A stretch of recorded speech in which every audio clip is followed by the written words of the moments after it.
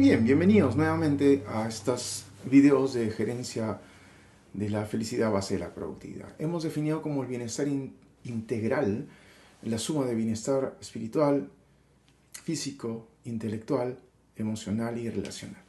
Muy bien, vamos a hablar sobre cada uno de estos componentes del bienestar integral. Me gustaría comenzar a hablar sobre el bienestar espiritual. Y son dos cosas las que me gustaría enfocarnos. El bienestar intelectual está, digamos así, dividido en sentido de propósito y enfoque. O sea, cuando queremos enfocarnos en bienestar espiritual, el sentido de propósito es importante y el enfoque también. Eso es lo que vamos a desarrollar en los próximos videos. Primero, una vida con propósito es una vida espiritual. Muchas veces la vida espiritual está relacionada con la vida religiosa, o que necesitamos como prerequisito de la religión en nuestras vidas. Y vamos a ver lo importante que es, pero no es un prerequisito. Si nosotros definimos el sentido de propósito, es el estado real donde algo tenga significado para ti.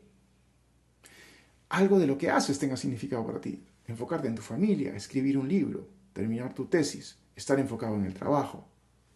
Yo no sé si eres un banquero, trabajar en tus cuentas.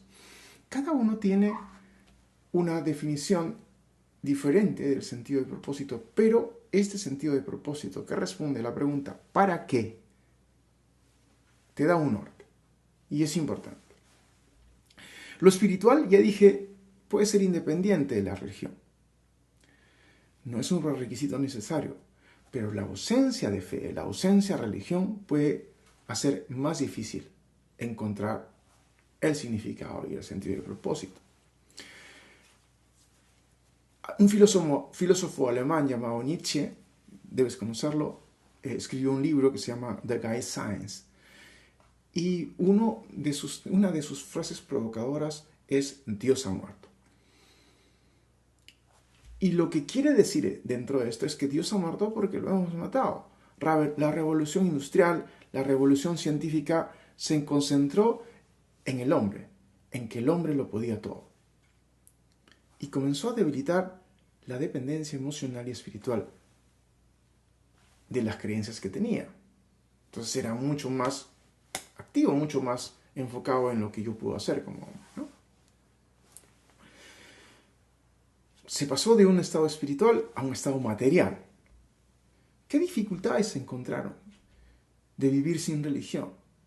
Dos enfoques importantes, ¿no? O sea, primero, la moralidad estuvo en cuestionamiento, y segundo, el significado, a las cosas que hacías, ir más allá de lo que estás haciendo. Se concentró simplemente en las cosas que haces y no para qué las haces. Hay un psicólogo de la Universidad de Stanford que me gusta mucho, que se llama William Damon, que publicó que la ausencia de sentido de propósito, la ausencia de fe, la ausencia de religión, puede generar un vacío. Puede, a su vez, producir apatía, ansiedad, desvinculación con lo que hace.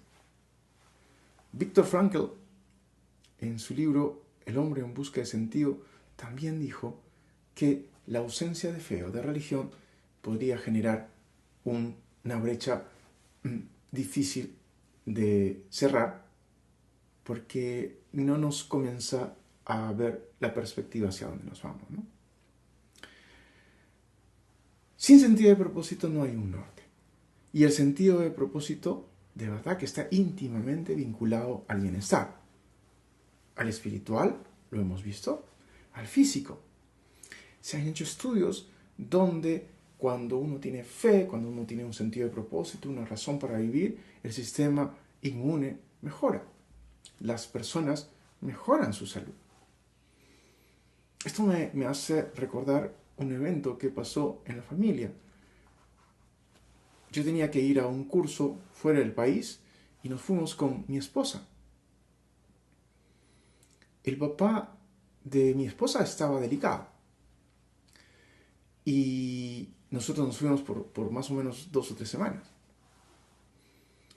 El papá de Ana Celia de verdad que se puso mal, lo tuvieron que internar y los médicos pues no le daban muchas esperanzas a la familia.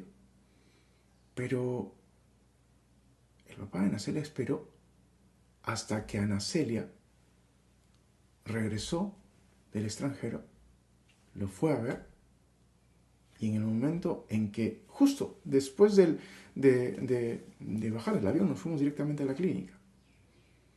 Estuvo con él, llamamos a nuestros hijos, nos fuimos a cambiar de la casa y nos llamaron de que en el transcurso de irnos de la clínica a la casa había fallecido. Solo estaba esperando a su hija. Solo esperaba a su hija. Y eso es un evento que nos pasó a nosotros, pero es un evento que repetidas veces se nombra. Las personas que tienen un sentido de propósito, y en este caso es esperar a despedirse de su hija, podrían prolongar esos momentos de vida. Hay un intelectual que se llama Robert Butler, que estudió esto que te estoy mencionando en sujetos de 65 a 92 años. Aquellos que tenían este sentido de propósito vivían más, pero además eran cognitivamente muchísimo más activos.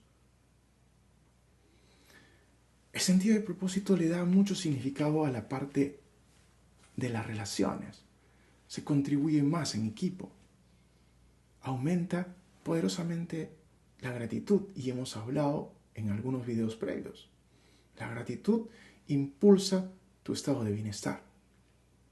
Y además trabaja muchísimo el tema de resiliencia. Otra vez Nietzsche menciona que aquel que tiene un porqué en la vida puede tolerar casi cualquier cómo. Y el mismo Damon, que hace un rato te mencioné, menciona que el propósito, tener un sentido de propósito, te da goce en los momentos buenos y aumenta y mejora tu resiliencia en los malos tiempos. Ahora, este sentido de propósito, hacerlo 24 horas todos los días de la semana, podría ser agotador, pero no es necesario. Se menciona que practicar esto que te gusta, que te da sentido, que te da significado, 1, 2 horas en actividades que sean, pues no sé, leer un libro, conversar con tu hijo, realizar tu trabajo, que esté en camino y te oriente a tu sentido de propósito, es suficiente realmente. Además, hacer esas actividades de sentido de propósito muchas veces, pues, ayudar a una comunidad, ayudar a dictar una clase en la universidad, por ejemplo, a tus alumnos. A mí me llena de emoción esto. Te da esa sensación de que se extiende a otras áreas. La potencia. Además, otra de las cosas que esas actividades que te dan sentido no tienen que ser pues enormes, grandilocuentes, como las actividades de hechos significativas de Nelson Mandela, ¿no? Es más, otra vez Damon menciona que en realidad las pequeñas cosas se encuentran en el entretejido diario de que tú haces. Son acciones más bien anónimas. Hay un médico es un médico alemán que se apellida Schweitzer, no sé si se pronuncia así, pero dice que la sumatoria de estos pequeños eventos es mucho más importante que el reconocimiento público. En un video anterior te hablé de George Eliot, y ella menciona que el bien expansivo del mundo depende en parte de actos no históricos, de pequeños actos que tienen significado para ti y seguramente para los que están al lado tuyo.